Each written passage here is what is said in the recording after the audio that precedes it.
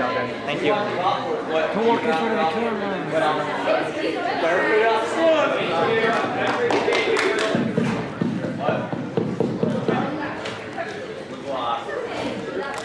Yeah, DJ.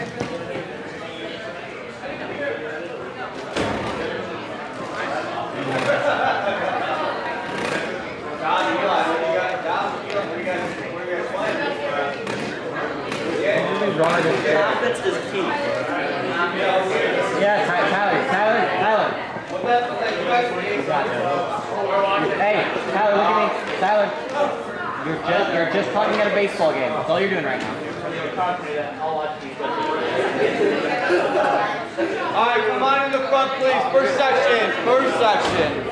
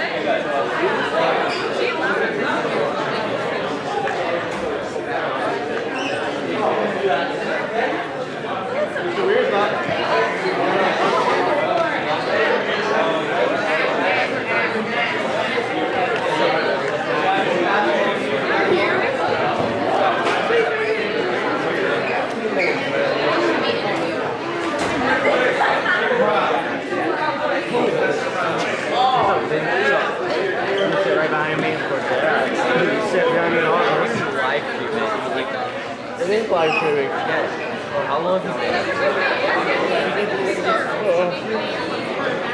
Don't walk in front of the camera.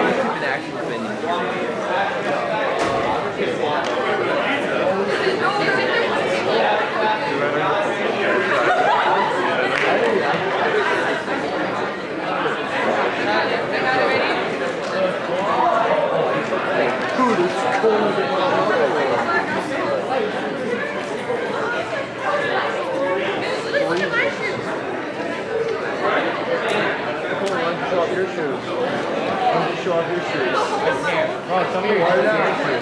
Can't get it up there. Ava, you gonna participate?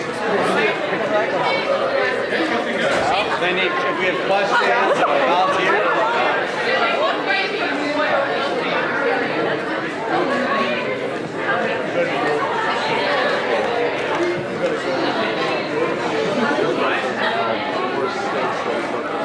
All right, that's it.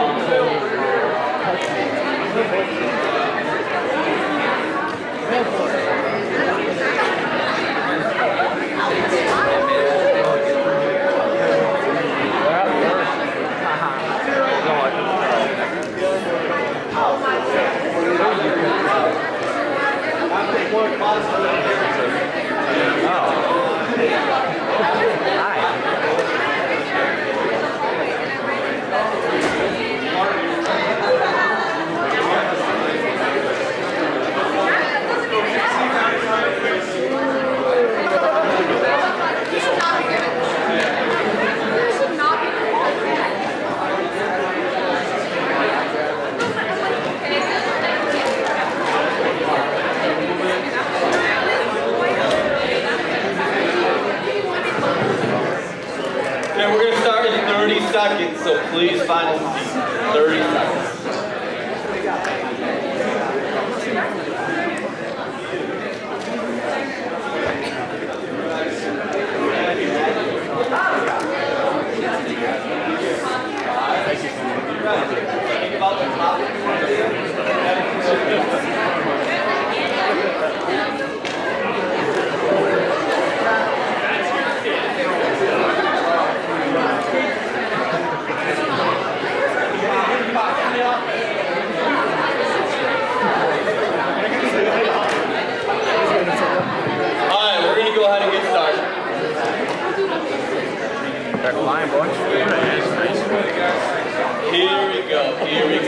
go. A lot of energy. That's awesome. We're going to need that for later on.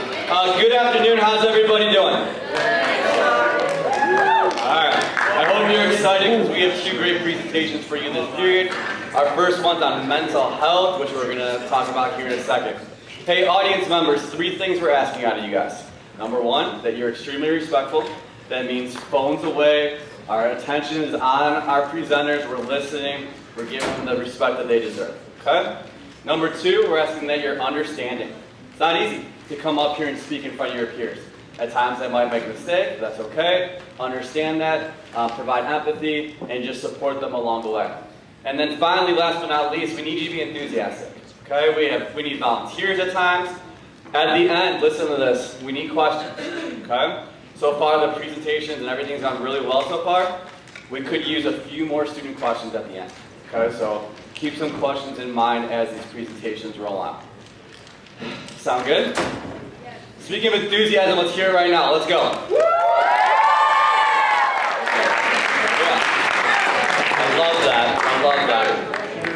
I will say one thing here. Our first topic is on mental health, and we know that that is a very touchy subject as well. So just keep that in mind as we present. We understand that there's some significance with this topic, and they're also going to provide some resources to look at as well. So that being said, let's welcome to the stage DJ, Tyler, and Jackie.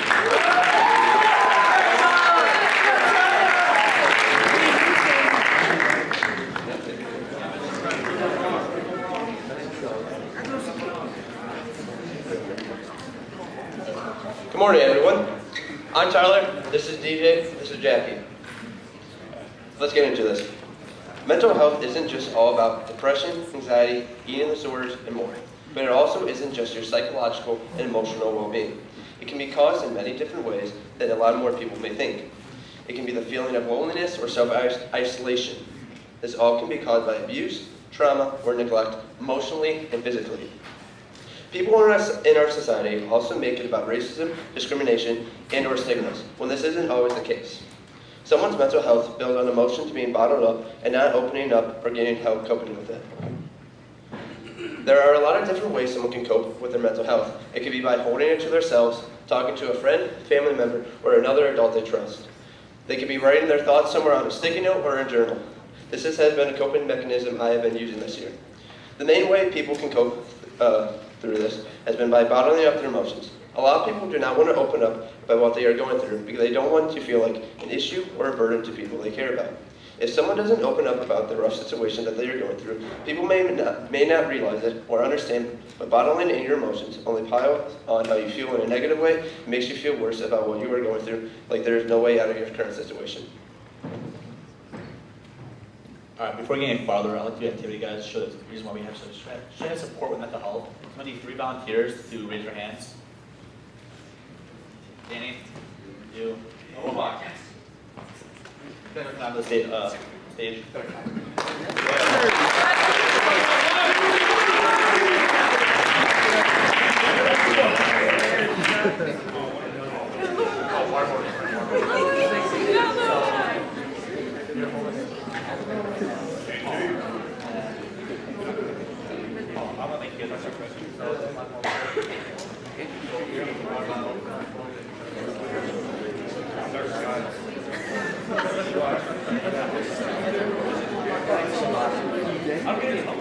Alright guys, so right now you can see on our left side we have someone helping her hold her water bottle. So water bottle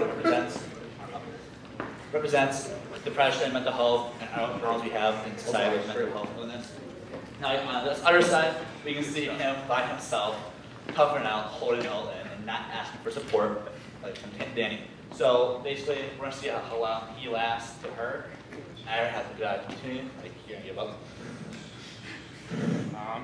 You're here all day. If you keep going longer, what's going to happen? You're going to be paralyzed, not going to move your arm, and you're not going to be able to function, right? So that's the way it's fun. You're going to give it up. See how hard it is? Alright, so perfect example how you fail. So yeah, you can put it down, guys. Alright. My arm, please. I'll give my applause, please.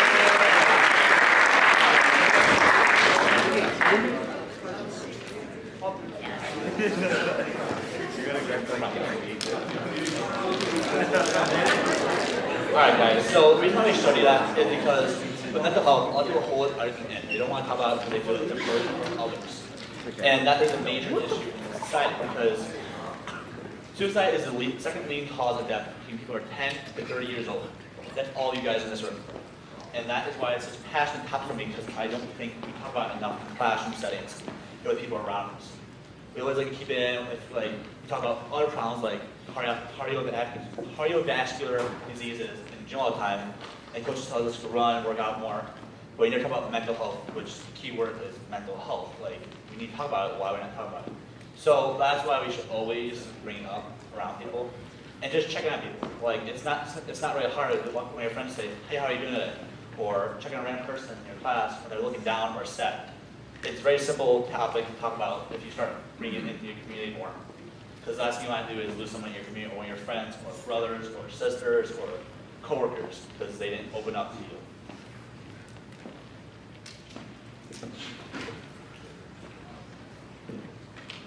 So we picked a quote today for you guys. The quote is, "There are wounds that never show on the body that are deeper and more hurtful than anything that bleeds." So we picked this quote because anytime when you know someone who's going through something or is hurting, you see it more on the outside than the inside. In reality, though, the person is hurting more on the inside and you may not know it. This is why you should always check up on your friends, family members, or someone you care about. You never know what someone may be going through, and they might not have anyone to talk to. So to bring us into leadership, we have all our leadership classes here. We have 5 classes overall, 5 things, organizations, clubs, classes. And we get put in a class at the beginning of the year and we develop relationships with people that are in those classes to make sure they're healthy. So the reason why that's important is because if you don't check in people in our classrooms, when we focus on people that are loud and obnoxious in our classrooms, we're going to miss the kids that are quiet and might be struggling with things they don't know about. That they have probably at home, probably at work. We got to talk with their kids in our classroom and build that relationship. Also, you got to look at the students in those classes, reach out to their leaders and say, "Hey, how are you doing as a leader?" Because to be honest, our leaders here have a lot going on. They get sports, other clubs to worry about, work, everything's going on. So it's always good to check on your leaders too and go both ways with it because it's a two-way street. Because when you start following mental health of everything in our life, people's life will get better and everyone will be happier. Okay, so instead of giving you guys a bunch of more facts or a bunch of other things on mental health, I found a really good story that I think will help everyone relate and understand the importance of mental health, not only just in the aspects of depression, anxiety, eating disorders, just overall the spectrum. So this story is basically about a high school student who basically on the outside they seemed very happy. They were always this very cheerful person. They're the person who a lot of people knew as the person they could go for whenever they need help with something or they're struggling with a certain specific problem. But deep down inside, this person was struggling a lot and did not know how to reach out. This person was struggling for many, many years before they decided to actually do anything. And throughout those years of silence, they suffered even more. They ended up causing damage to themselves. They ended up causing damage to people around them, people that truly cared about them. And in an aspect, I believe that mental health that someone is struggling with, I believe that they think it's some sort of cloud that they're in. As if everything else is a complete blur, and they can't really do anything, they don't really think they have anything else. Everything is just like you're in a cloud, like you can't really see anything, you don't know what to do, and you think you're the only one there. Along with this person, they ended up, just still struggling, not knowing what to do because they really didn't know much about their own mental health and basically what mental health was all about. And throughout the years, their progress ended up getting worse before it got better. And thanks to a bunch of people who had helped this person, they were able to get back on track, onto their feet, becoming more actually positive, and their mental health improving and then becoming an even better person of themselves. While this person struggled, they ended up learning a lot of things, learning that they're not alone and that they shouldn't just rely on themselves and lean on their friends, families, or anyone who's able to support them.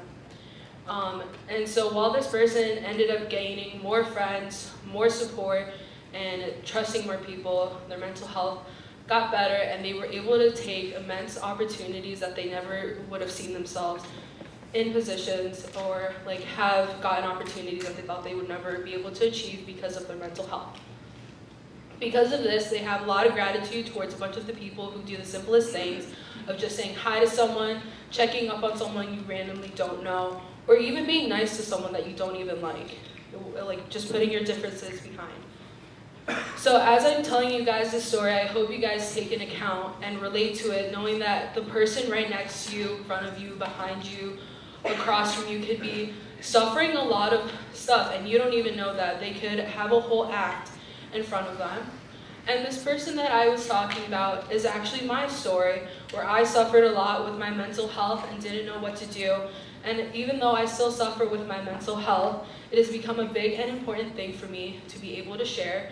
And talking in front of everyone is a big challenge for me to try to share somewhat of a personal story.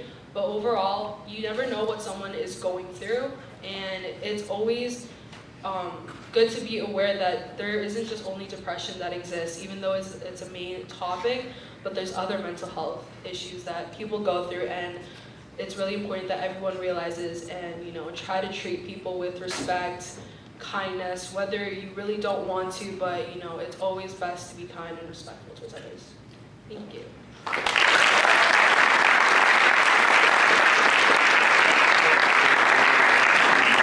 So, because it is such a sensitive topic we're talking about right now, and I know probably just one of us, or someone in this crowd right now is probably suffering in silence now, I provide some resources here that you can help in the county, and also you can talk to your counselor too, and psychologist here. We have a really good support system for our school, so tap into it and use it. So, yeah.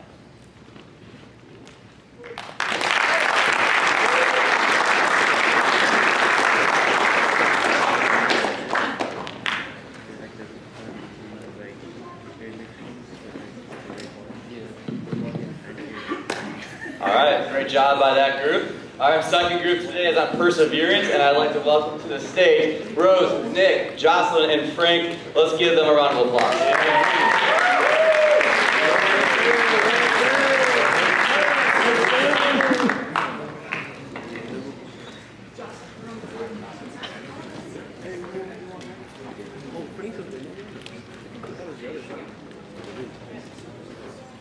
All right, good morning, or is it afternoon?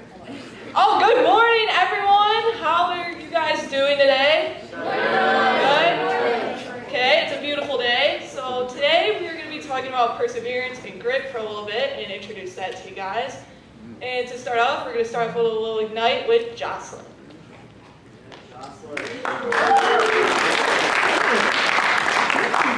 Okay, so I'm going to have everyone close your eyes. I'm going to ask you a few questions, but I really want you to think about your answers and answer honestly. Okay. Raise your hand if you have ever given up on something because you thought it was too difficult. Okay. Hands down. Raise your hand if you felt like a failure because something you did not go your way. Okay. Hands down. Raise your hand if you shied away from trying something new because you were scared of failing or embarrassing yourself. Okay, hands down. Raise your hand if you think that you have a growth mindset. Hands down. One last question. Raise your hand if you think that you were taught that failure was okay and part of the learning experience. Okay. Now open your eyes. In life, failure is typically frowned upon, whether it is in work, school, or sports. We look at failure as a negative thing and oftentimes struggle to pick our heads up when things get difficult. But despite how hard things may seem, it's important to keep in mind that failure is a part of the learning process.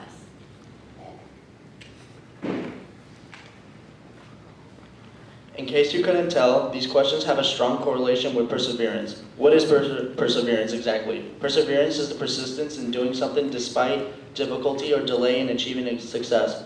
It's very likely that you all persevere through something daily. This could be something as simple as getting through an actual full week of school, or pushing yourself to finish an assignment, or something a little more extreme such as mental health or the loss of a loved one. Either way, we all face many instances in our daily lives where we needed perseverance in order to get through something. Alright, so we're going to do activity today. Can I get 2 people from the audience to show their perseverance and grit? You. Okay, Leo. Wait, me? Yeah. Oh, no, wait.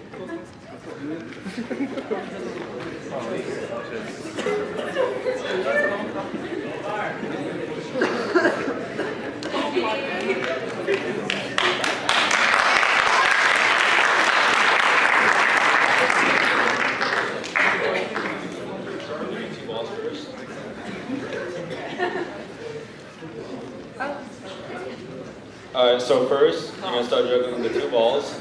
It should be pretty easy. Yeah, just like that. Dang. Let's go there.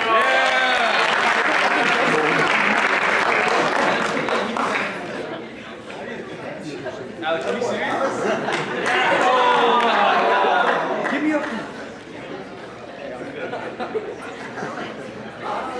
Alright, then I'm going to give one person one more ball. Then you guys start juggling it. Charlie, give it to Oh, no.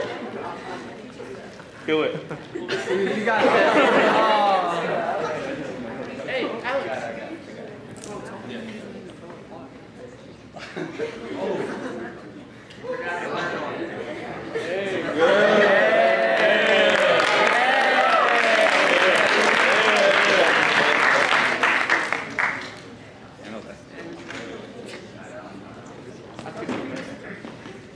Alright, so when you're juggling, what kind of mindset do you have? Like a positive or negative? A positive mental. Alright, how about you? Alright, now you go sit back down.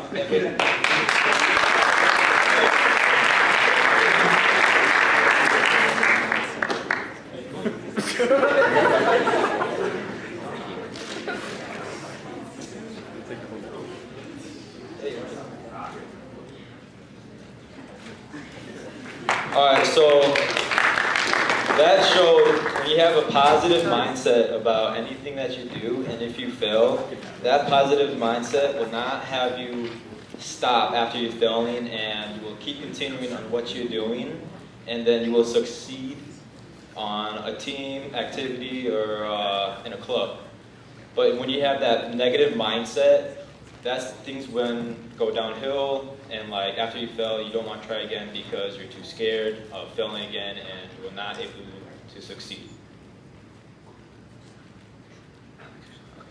All right, so now moving on, we're gonna switch gears over towards more failure aspects. So whether it's in school or just life, we're mainly taught that failure should be avoided. It has a negative connotation, it's frowned upon when you fail, and we're just like, we're taught to stay away from it. And we're always taught to succeed, but no one ever shows you how to fail. And if we, oh, okay, perfect, it's already switched. So there are many famous failures that are very common. A lot of you probably know these stories of these 3, but one in particular I'm going to talk about is Michael Jordan. Michael Jordan, for example, he was cut his sophomore year from basketball. He didn't make the team because he was too short, I guess. I don't know why.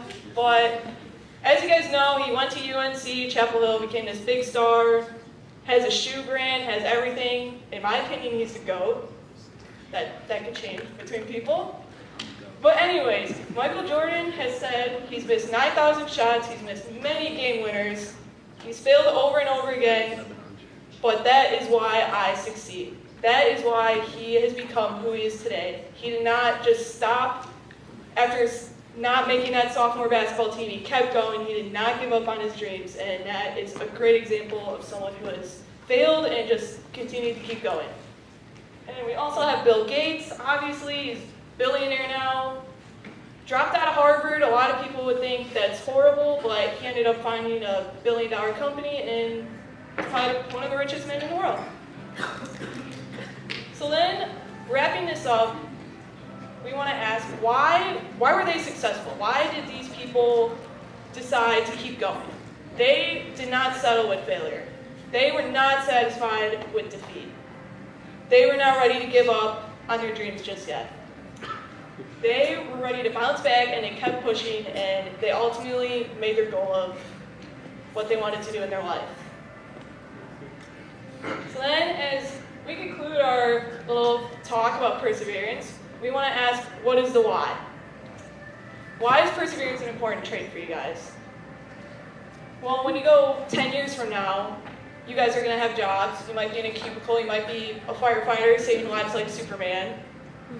And for both, you're going to need perseverance. There's going to be those days when you don't want to get up out of bed. You're not going to want to go to work, but you still have to go. Everyone depends on you. You need to get up. And you're going to have days where you're not going to have that will to get up. And you're not going to want to do anything. But that perseverance inside of you is going to help push you to get up out of your bed. You're going to go to work. You're going to go to save lives if you do. So it's not always smooth sailing, but either way, you guys have to use that inner perseverance and grit, that growth mindset. It's in you. You just have to find it. It's in there, trust me. And the sky's the limit. And when you have grit and perseverance, you can accomplish anything you want.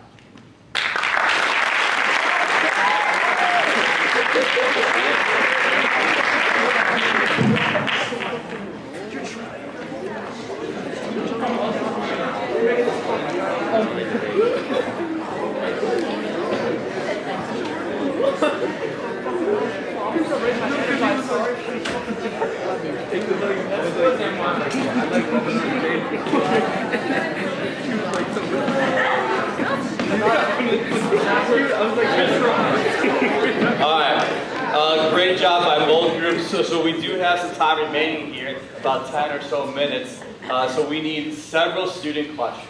Okay, so this is your opportunity, based on what they presented about, to learn more, to get more information. What's a thought that came to your head? We're looking for student leaders in the crowd right now to ask questions to these guys. So who's going to get us started?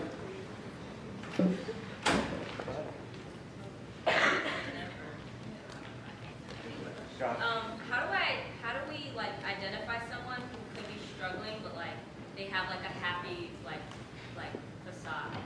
Like how do we identify that? Okay, so one way you could honestly tell is that their behavior kind of changes.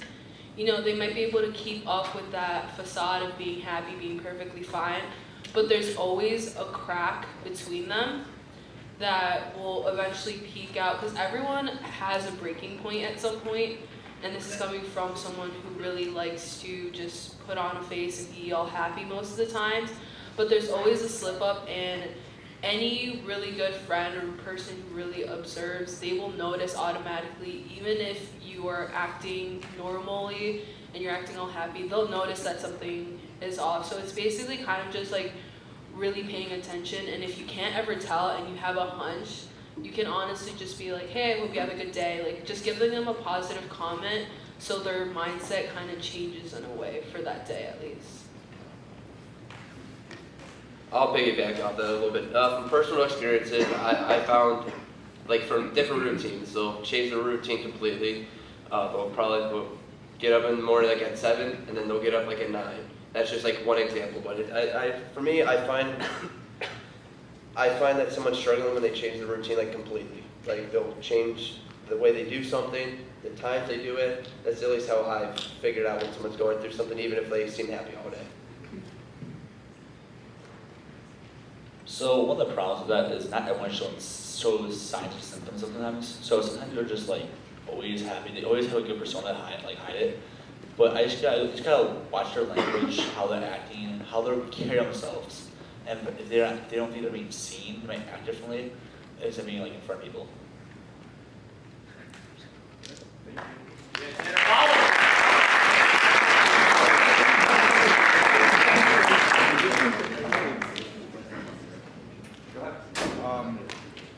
You talked about how the school system is not, like, they don't talk about mental health as much. How would you change the school system? So how I would change it is I'll bring it up in every classroom. There's only bring it up in like certain classes. Like beer bauer is really good at bringing it up in like strength class, but other classes like I think only health is other class where it talks about it. I think we should talk about an English class and in that class, any class we can get like just have like a few minutes to talk about it and just have our teachers checking on people and just make sure they're actually the way they say they are and how they're actually going.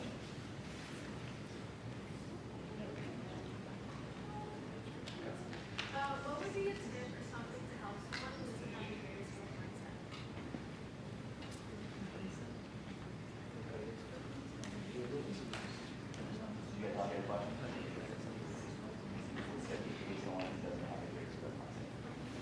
So it's not simple to go from a fixed mindset to a growth mindset, but there are many ways to like change that. One thing I would say is probably like, when you have a fixed mindset, you immediately think like, oh, I can't do this, it's not possible. I would just like take a few seconds, maybe like just like you have to think about it for a little bit and not just shut yourself down immediately. So I'd say just like taking a couple deep breaths, like just believing in yourself and believing in the process that you want to take, and that can help you get a growth mindset.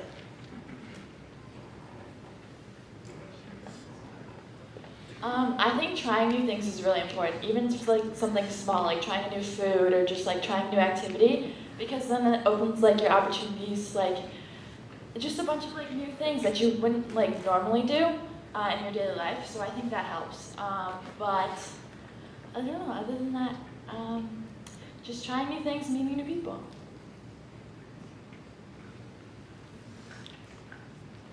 So you may have trouble yourself, but if you see your friend like struggling, I feel like it's a big thing to help out a lot. If you see them struggling, like you go up to them like, hey, let's try to fix this, let's go this way, let's go this route. Then just always just be there for your friend, just to help them out on taking a different path so they could succeed in their own way too.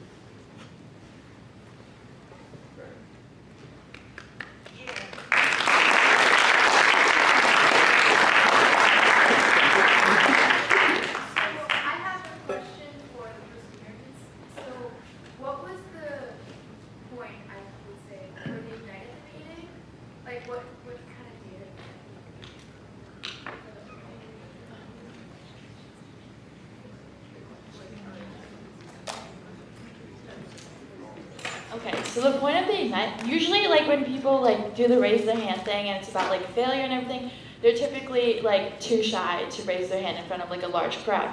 So that's why we had you close your eyes. So it's to show that like failure is an everyday thing. Like it's inevitable. Like it's gonna happen. You can't like get rid of it, and it's a part of like the learning process. But in order like to succeed, you need to fail. You gain new ideas and new perspectives from failure. So that was the main goal that we would try to like persuade in the. Yeah, like basically, yeah, I know you guys couldn't see the results, but like pretty much everyone would have their hand up at the same time. Your hands were down at the same time, so it's like you guys all have the same experiences, and like many of them had like correlations with like growth mindset versus fixed mindset. So like there were some people that responded greatly to something that was related to growth mindset, and then some people didn't. All right, we got time for a couple more. Regarding mental health and trying to support somebody that's going through something, how do you help somebody that doesn't want to be helped? Honestly, that is such a very tricky question to kind of answer.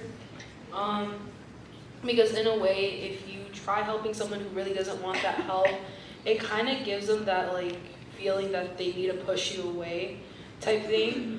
And when someone doesn't necessarily want help, I'd say the best thing would be getting outside help, sort of, or just making other people aware of what you think might be going on.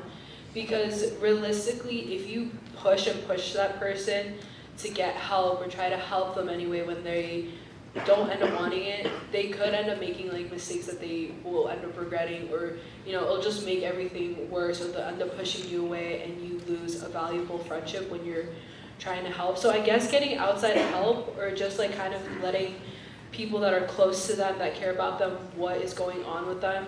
So when they are ready for help, or whenever they're crashing down and they still are rejecting that help, at least some other people know about it and they know what to do and kind of like how to help them even if they don't really want it.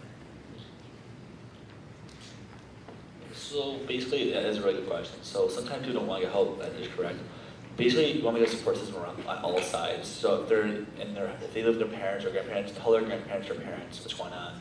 And if you actually think you're going to do something that's going to be regrettable down the road, don't hesitate to call like the authorities, because I think I don't think they'll care about like making sure like someone's okay, and if they really need to, they can probably possibly force them to the hospital if they need to, if it's that seriously. You all are seniors. Have you overcome like all the senioritis and giving motivation and overcome failures in your high school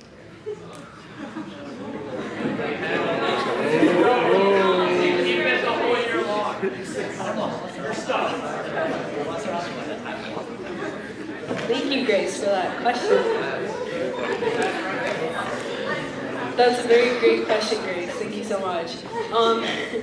So senioritis has really been kicking my butt lately. I'm so done for the past 2 weeks, but a thing that motivates me a lot is all the accomplishments that I've gotten this week, like Distinguished Warrior, there's Honors Nights, there's Key Club medals that I've won. So, you know, looking back at all my hard earnings that I've been receiving, it just keeps me motivated. Even though like we're practically done, you know, I still kind of try to stay motivated to actually get my work done, even though it's a few more days left and then I'll be done.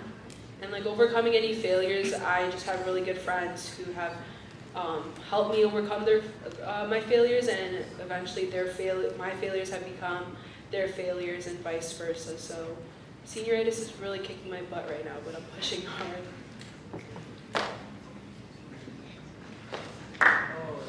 All right, well, senioritis is a pain in the butt, but it happens to everyone. You can't avoid it. But speaking for me and Frank, at least, maybe Jocelyn too, sports has like definitely helped me kind of like get over the arc of senioritis, because like I've been keeping myself busy, and it's like, oh, if I don't show up to school today, I can't go to meet, I can't go to practice. It's like that kind of motivates me to like get up out of bed and like do homework so I can stay eligible and go to practices.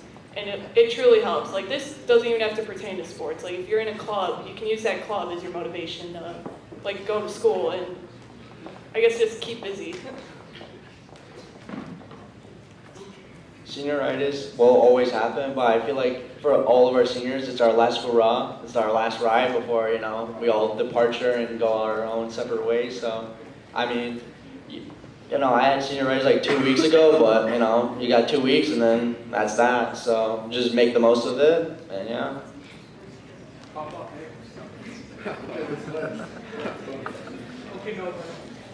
Finding motivation, I'd say, is coming from like activities after school. So for me, I'm our school's announcer for baseball. So that's kind of what I look forward to every day after school.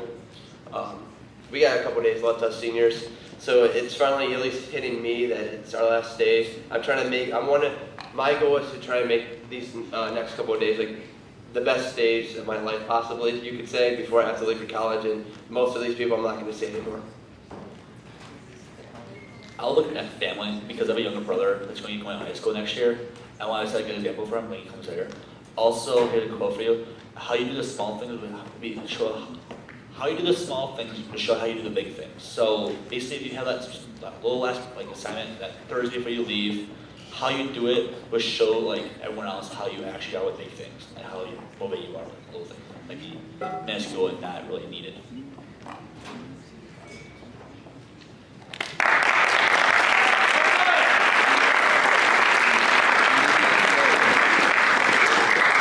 All right, great job asking questions. That's probably the most questions we've had so far, so big shout out for you guys for asking those awesome questions. Hey, we got a couple minutes left, a couple other things I want to really point out. We have some alumni that are with us today. They took leadership in action last year. Can you guys please stand and let's cheer for our alumni?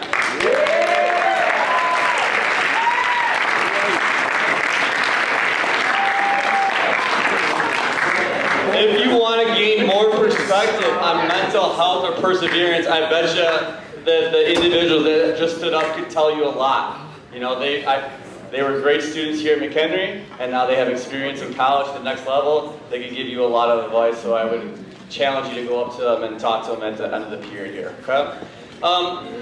Let's give a shout out to our teachers that have been here the whole day. Let's clap it up for our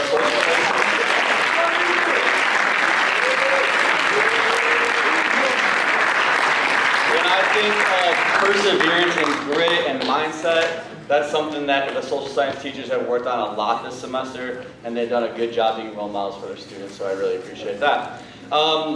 You guys did a great job. I know we've been clapping a lot. One last time, let's give it up for our presenters.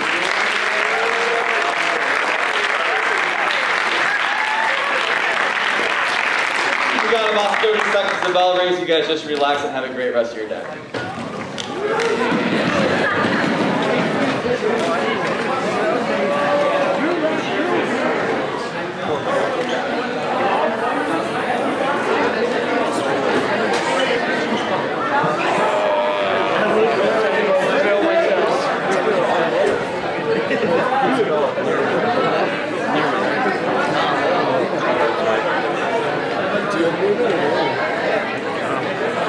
I don't think Dearman does.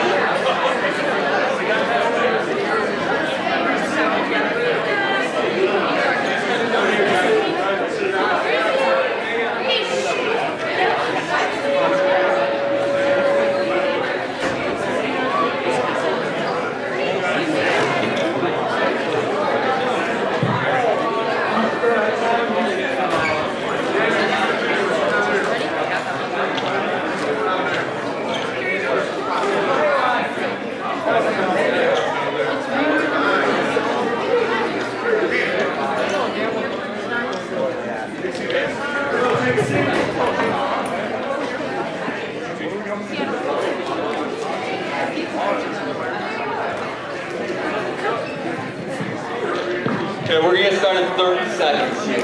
Please find your seat, 30 seconds.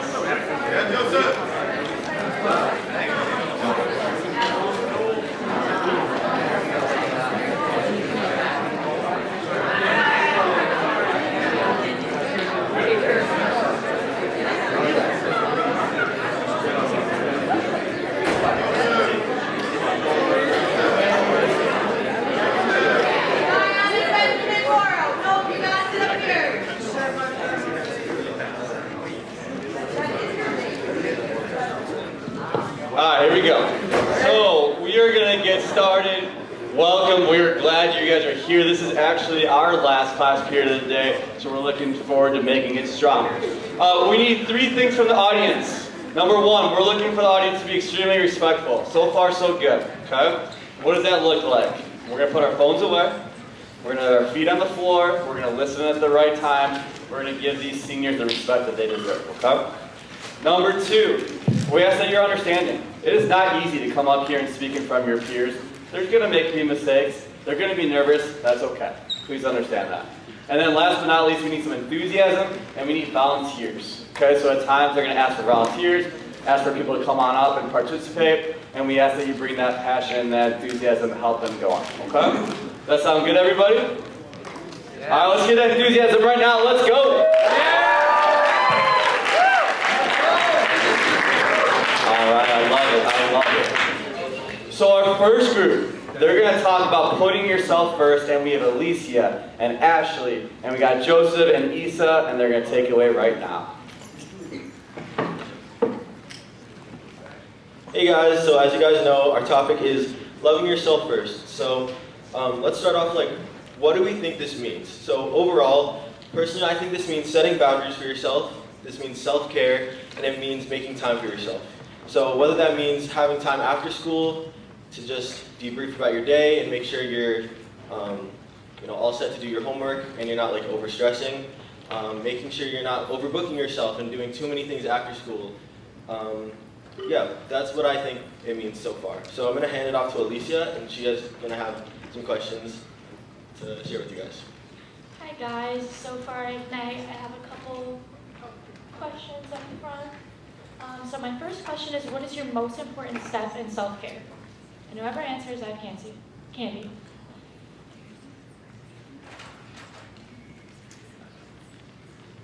Yeah? What? Taking naps. Yeah. Okay, watch your hand. Okay. My second question is, how important is putting yourself first? Yeah? Very, very. Why is it important to you? Because if you don't take care of yourself, then bad things could happen for like your mental health and for like the people around you. Right. Okay, Joseph, you got that. Ready? Chuck that joke.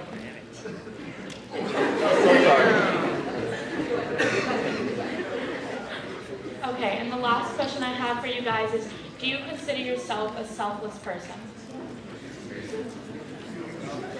Yeah? I'm gonna be honest with you, no.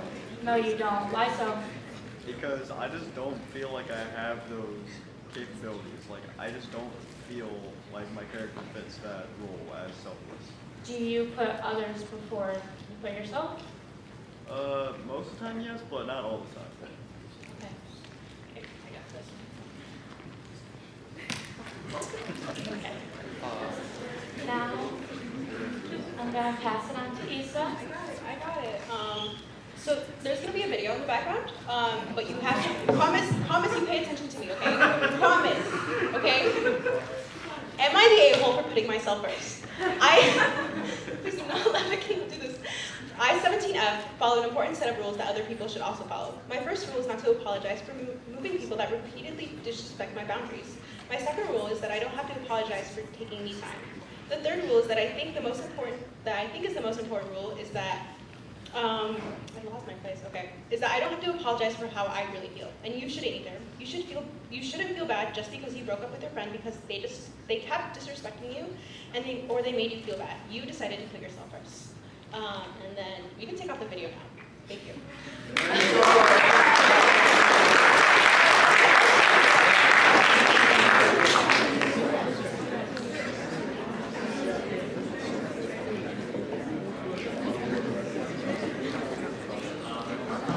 So I'm going to be talking about self-care, making time for yourself, and having boundaries for yourself.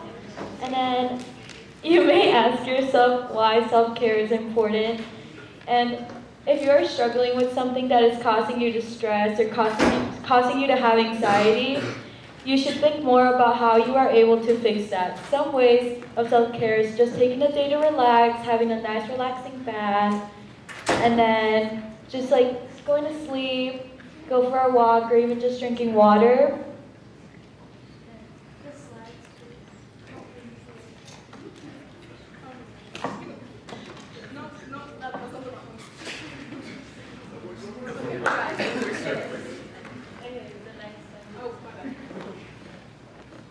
Okay, then for making time for yourself, some may not like to have time like for yourselves and just like wanting to go hang out with your friends or family, but sometimes it's really important to like just take a day to be by yourself and like be able to like get like caught up on schoolwork or just like to paint or just to do something like fun. And then some of you guys might like put sports like in front of like, or like work first thing yourself, and it's making you like really stressed.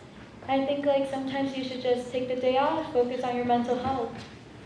And then like having some hobbies, you know, that can help too.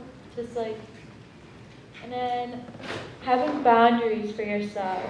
I know like a lot of people struggle with that, and like it's like a really hard topic to like talk about, but I think you should like if you give yourself some boundaries, you will have a better like self-care, like mental health.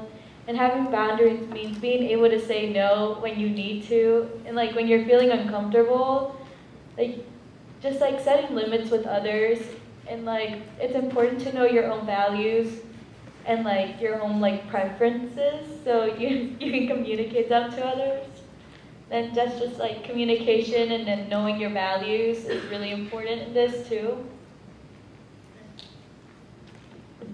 Here are some ending questions that Joseph is going to talk about.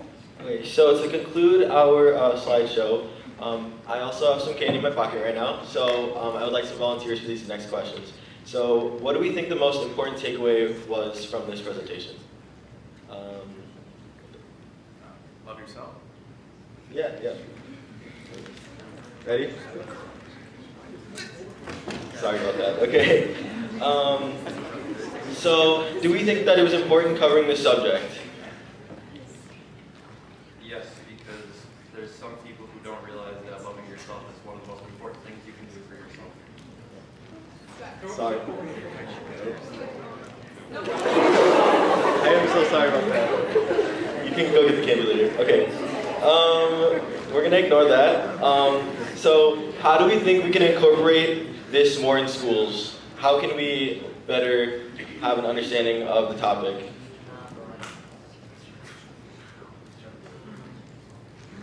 feel like to help have a better understanding of the topic, something like today is a great start. You're just starting to talk about it. So having this maybe even once a year, you still helping to start incorporating it in the schools. By doing that, it's being able to help people overall because they might realize something now that they didn't realize before. And then I'm gonna leave the candy right here.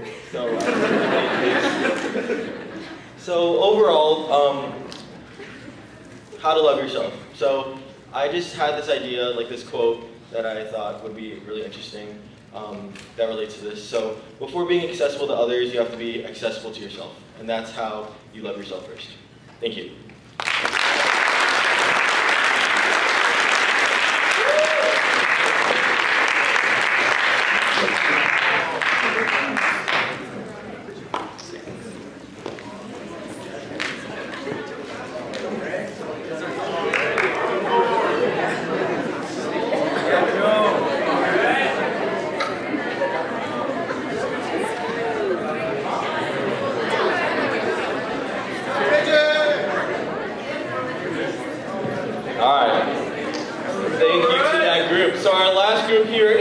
Maintaining healthy relationships, and we have Reagan, April, KJ, and Ray who are going to present to us.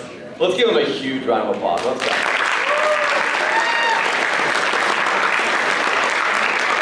All right, first and foremost, how are we doing? How are you? We're doing good, we're doing all right. All right, so I need you guys to stand up. We're all gonna stand up. Each and every one of you can stand up. All right, so let's try not to be awkward. Just look to the person to your left. Look to the person to your left. Or right next to you. And look to the other person. Now, to the person to your left, give them a fist bump. Person to your right, give them a fist bump. Give the other person a fist bump. All right, now you can sit down, sit down, sit down. So I noticed the flaw in telling everyone to go to the left, because then everyone just goes to the left. I apologize about that, but you know what? We're gonna stick to the script. So every single day, right? We're in high school. We're with 2,100 different people. We meet and interact with a bunch of different people every single day, right? We're gonna see someone, whether you know them or not. They're gonna be there. Whether it's a friend, a parent, or even a stranger, we are constantly with or around other people. But as humans, we find ourselves constantly in our own world, traveling in airplane mode, from like mindset to mindset. But as humans, we're alive, right? We're not robots. We're conscious. We have soul. We're actually living, right? So the way that we interact with each other has value and impacts the people around us. Whether you like it or not, high school is a time where we're going to be creating a ton of different relationships. And in some way talk to a variety of different people about a variety of different things. And interaction means so much more than just a simple conversation. We pay attention to the little mannerisms that each and every one of us has, because that's what's sometimes important to us. We should be trying to analyze the world and the people around us so that we can understand why it's important to us. The relationships that we build today in high school are vital to the quality of our lives.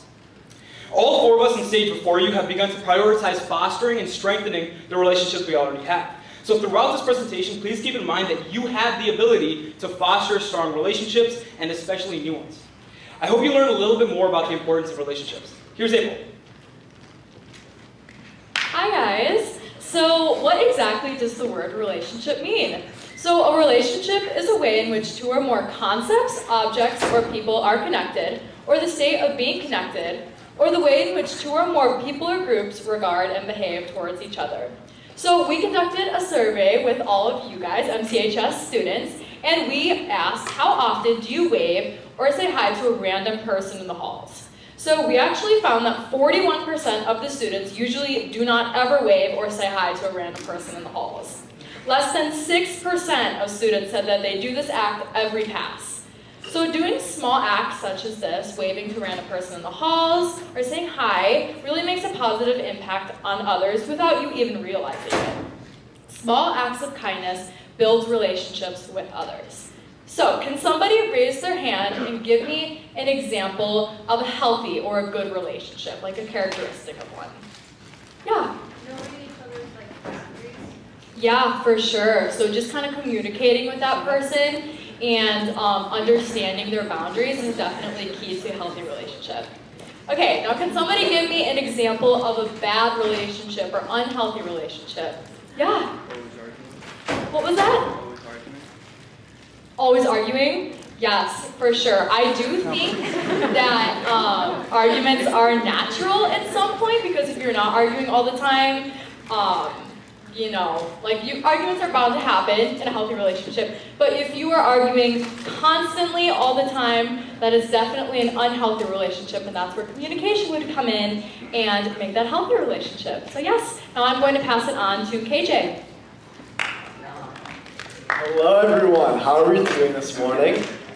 Yeah, this afternoon, obviously. Okay. Anyways, really quick little joke to get us started. What's the best beach day? Sunday. Classic. It's a good one.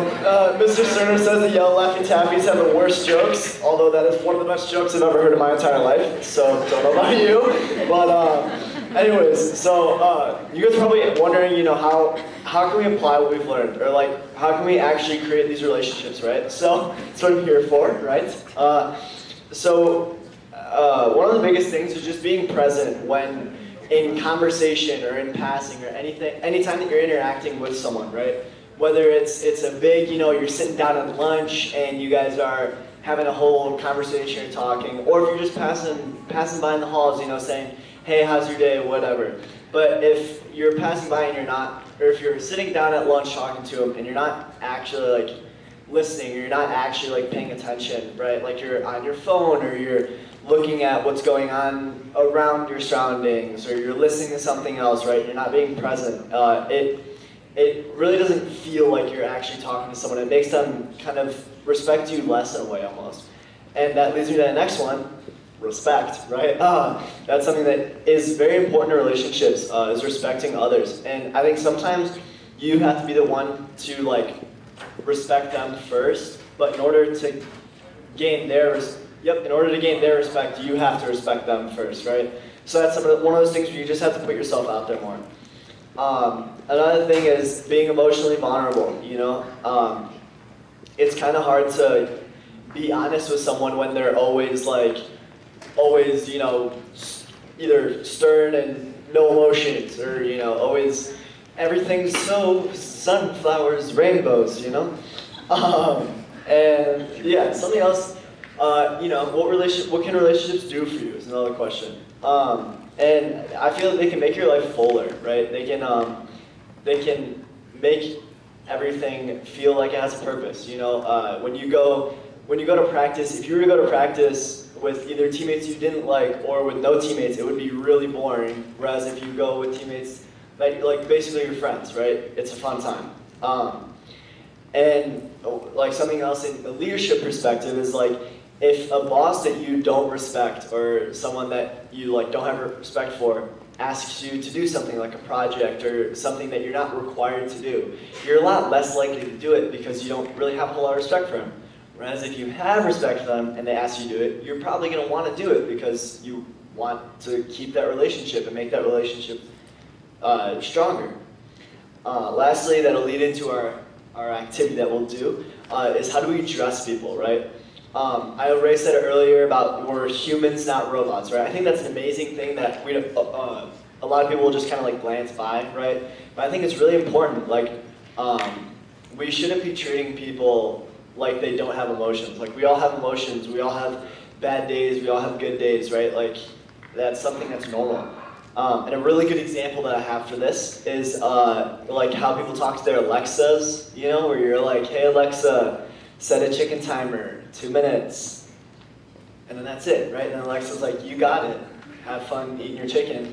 And then, whereas if you, like my parents, when they talk to the Alexa, then my mom's like, hey Alexa, can you please set a chicken timer for 5 minutes? And then Alexa sets it, and she's like, oh, thanks Alexa, you rock. And then Alexa's like, you're welcome, you know? It's just kind of that please and thank you, using your basic mannerisms, right? And treating people not like robots, like we're humans, you know, saying hi, being genuine, being emotionally vulnerable. And that's it. And now I'm going to give it over to Ray. Thank you. Thank you. Yeah.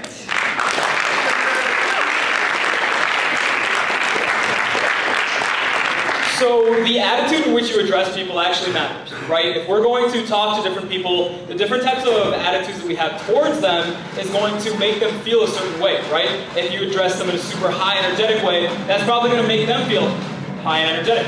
But if you kind of address them in a slower, somber way, that's going to probably make them feel a bit more slow and somber. So it depends on the context, and of course, it also can kind of depend on a couple of other things. So I'm going to allude to 2 different types of talking ways, right? We're going to call it the morning DJ and the nighttime DJ, right? So a morning DJ is more likely to be enthusiastic. What are some other characteristics of like a morning DJ? Go for it. Loud. Loud. Love it. Loud. What else? Energetic. Energetic. Love that. Anyone else? Right there? Right in the middle? Yes. Happy. Perfect. So, say if I'm talking to KJ, right, and I'm in my morning DJ voice, KJ, those are awesome shoes, man, those are great, right? Because I'm loud and energetic. That's the way that I'm going to address him. But then let's go over to the nighttime DJ. What are some characteristics of a nighttime DJ? Jacob. Right. Soothing. Soothing. Joe Hisson in the corner. I think the nighttime DJ definitely has like stylish Birkenstocks. You know, you make me feel a little warm inside, dude. But yeah, no, yeah, exactly. So yeah, they're slower. It's me. Yeah, swag. Someone said soothing. All right, let's get one more. Right in the corner. Calm. Nice, calm. So again, if I'm talking to KJ about his awesome shoes, I'm like, yo KJ, man, those are awesome shoes, dog. Dude, how you feeling, man? Those are dope. You know? I'm a little bit more slower, right? But of course, it's gonna make him feel different, and neither one is better than the other. But we're gonna kind of test this out. So to the stage, I call Joe Hissam, Jessica Lucky, and Jack Waters to the stage. Right over here, give them a round of applause.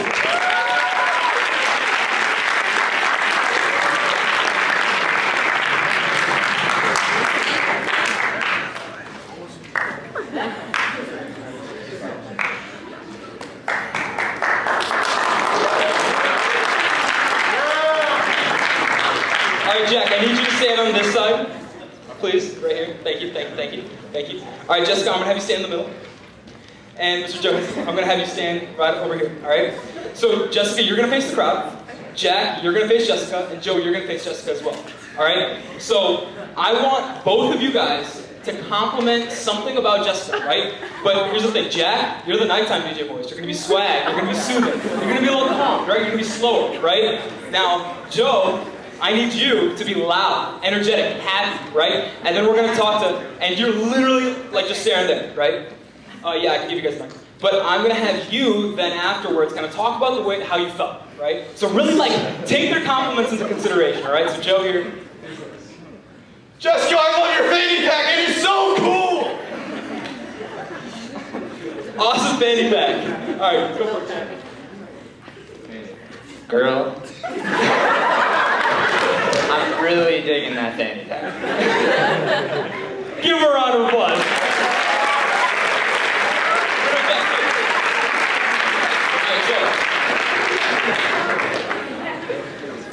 So, Jessica, when Jack complimented the fanny pack in a slow manner, how did you feel?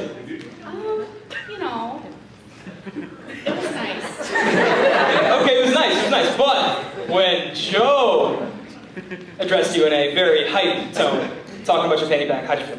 It was really nice. He was really nice about it. Really nice. See? All right, now, as they exit the stage, please give them a round of applause.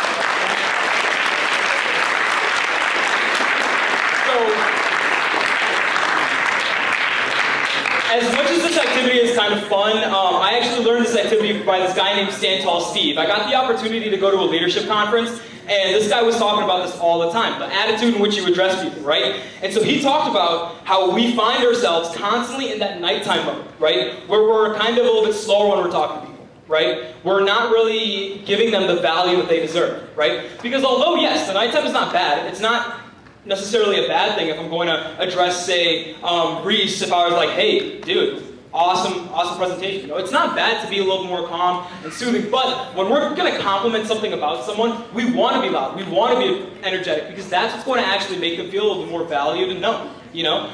There's 3 things that we want people to do. They want to be seen, heard, and loved, right? And when you're creating relationships, you want to make sure that they are seen, heard, and loved, because then that's how you're actually going to kind of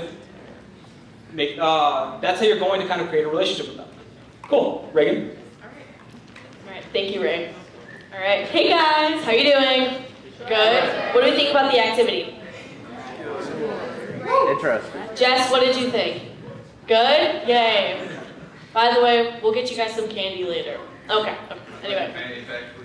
It is a belt bag. Okay, so, everyone know the Lululemon belt bag? Thank you. Period. Okay. So, after all is said and done, relationships that you've made with people are very important and make an impact on them in some way, shape, or form, and could even alter their mindset. Someone could be having a really, really bad day and you wouldn't even know it, but a quick smile or wave or hi in the hallway could really change their day around. Really could change that around. All right. Raise your hand if you say hi or wave to someone. Every single person in the hallway that you pass by. Every single person. Yeah? Okay, what about once you feel like it? Okay, good, that's better. No one on this side? Are you kidding me? What's wrong with you? Okay. Y'all need some coffee, some caffeine? No, me too. Okay. But, okay, how about who just doesn't feel like it ever? But it's genuinely okay. I was kidding, guys, I promise. Because sometimes you're just not having it. But,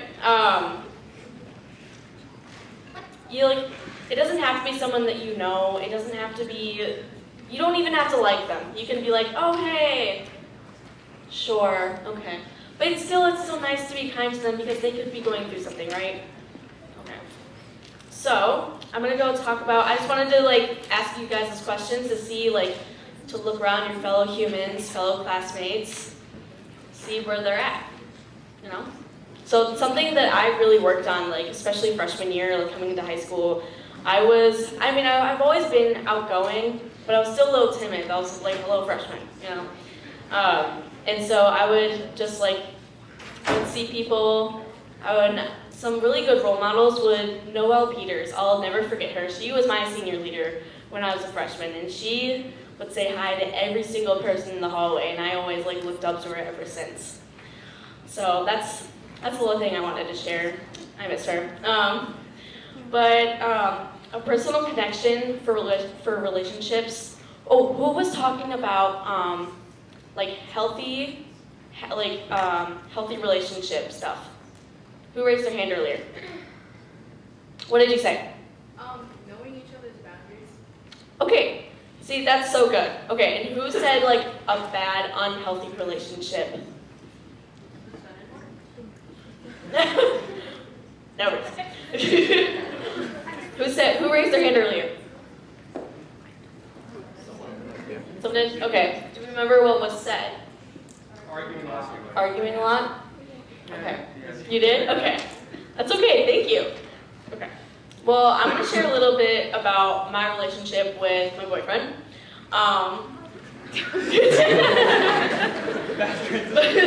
Sorry, anyway. No, everything all good because I've been in really bad relationships, and I've felt so comfortable around KJ, and it's changed my whole entire mindset about what healthy relationships are supposed to be. Why are we laughing? Okay. No, this is all good, guys. This is good. Okay. But I'm just trying to share a little personal experience. Okay. But no, KJ's really helped me realize what a healthy relationship is supposed to be, where we communicate all the time and we make sure that our needs are met, and if we need help with something, that he'll be there for me and I'll be there for him. And it's pretty simple. But I've been in bad relationships where I wasn't allowed to talk to other guys. I wasn't allowed to be friends with other guys. And I know I've had some friends that also have been in that same exact relationship. Right, ladies? Am I right? Yeah, exactly. And that's unhealthy. All right, guys. But that's unhealthy.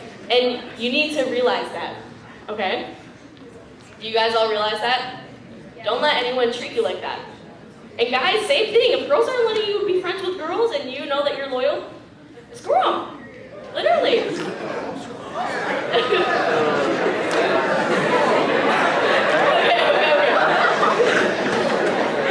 But anyway, so little personal thing.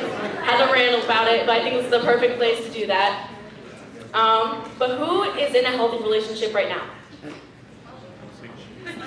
That's a lot of people. That's actually really good. Again, what's going on with this side of the room?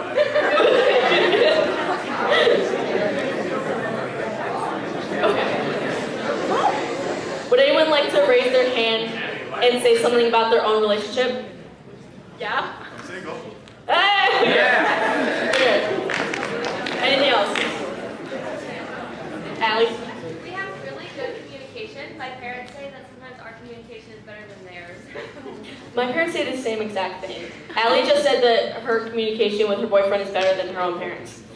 And that I also have the same thing. So, but yeah. Does anyone know why it's so important to have healthy relationships? It doesn't even have to be like a romantic relationship, like friendships with your parents, teachers, students. Yeah. It lasts longer, it's more beneficial, and both parties are very happy with each other. Yes, you get candy. Yes, thank you. Okay. Thank you. Okay, one more thing. Okay, I need one more person. Why is it beneficial to have healthy relationships in your life? Yeah, Jacob. As Ray put it, we all want to be loved, seen, and heard. So. Yes, absolutely. Thank you for listening. That's so great. Okay. So, I'm going to wrap this up a little bit. That was like a little rant session. That's okay. Just remember to love others, love yourself, as in the last presentation. And just make sure that you're kind to others and make sure that you're focusing also on your self-worth, because you deserve so much more than what some other people are putting you through, okay? All right. Thank you guys so much.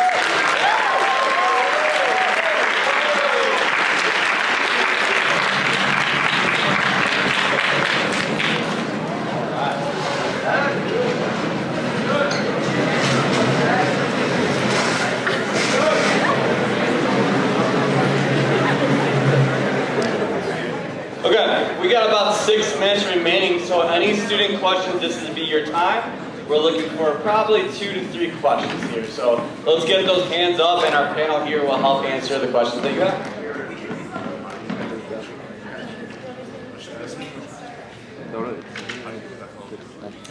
Any questions? Do you guys want candy? Grace, go for it. How do you get past surface level conversations and create deep conversations to build relationships? How do you get past surface level conversations? So let's do a real life example. If I'm talking to KJ for the first time ever, right? Hey KJ, how's it going? Hey, it's good. How's it going? It's going good. You know, in this moment, right, we just kind of shared a little bit of okay, we're both doing good, right? We both asked each other how we are.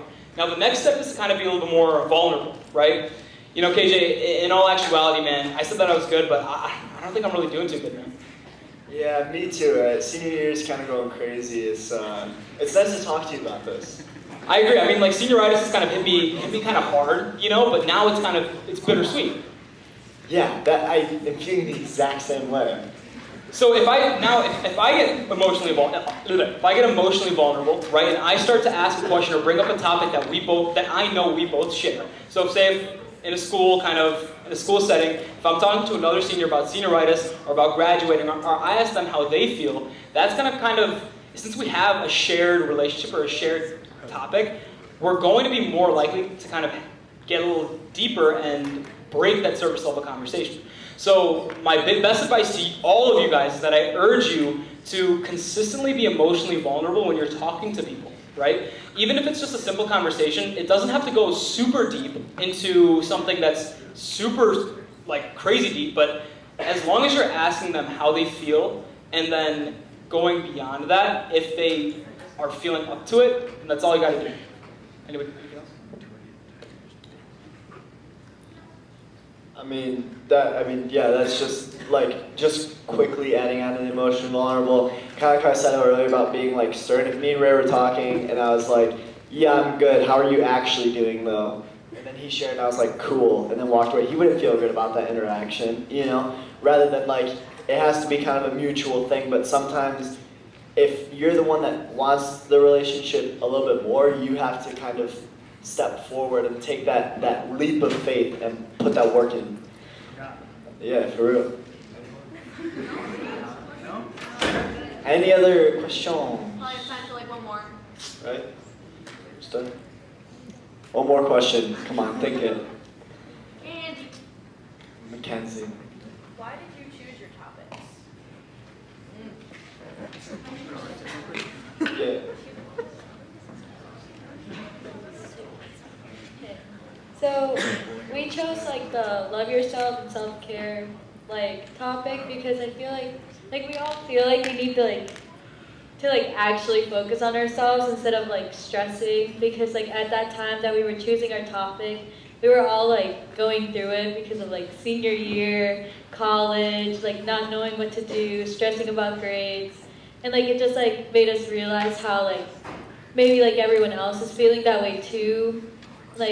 it's not really talked about in like school and everything, so. So when I told like the group that, okay, what if you do putting yourself first, I was currently going through like a rough patch with my friend, and I decided to step away from whatever that was going on, and I decided to put myself first, and I'm like, okay, well that's a good idea, I can just talk about that. Here I am talking about that. Do you guys? Yeah, we are. Okay, so we primarily picked the topic of relationships just to spread awareness to you guys about forming relationships here in high school, you know, especially being seniors, all of us, and you know, we're graduating in a couple weeks, the last couple days of high school. We really want you guys to be forming these connections and relationships with your peers and your teachers. You know, you don't want to look back on your years in high school and regret not making these connections. Making relationships really just makes the experience of being here and everything really, really good. So definitely, like, I'm gonna miss seeing everyone every day and all my teachers, and just having those connections is so important. So yes, you guys are the change. You guys can make these connections and just say hi to people and, you know, spread positivity. You know, you want to be good people. So yeah. Okay, I have one more thing to add, but we also just sorry. I just want to add real quick that like. We also want to just like add relatable topics as well. So that's just kind of what I was talking about. So the bell is going to ring in like 30 seconds, but I really want to add this. Throughout high school, you are going to lose relationships, you're going to gain relationships. By the time that you hit your junior year, you're kind of going to feel a little bit of like relationships fading away. But come senior year and everybody just wants to leave and have fun, that's the moment where you can finally forge those relationships. So, although academics matter, although extracurriculars matter, I want you to continue to create these relationships because you will end up being better in the end, right? If you have that support group, if you have that support system, positive support systems especially, you will succeed in forward. So, come senior year, come junior year, I want you to continue doing that.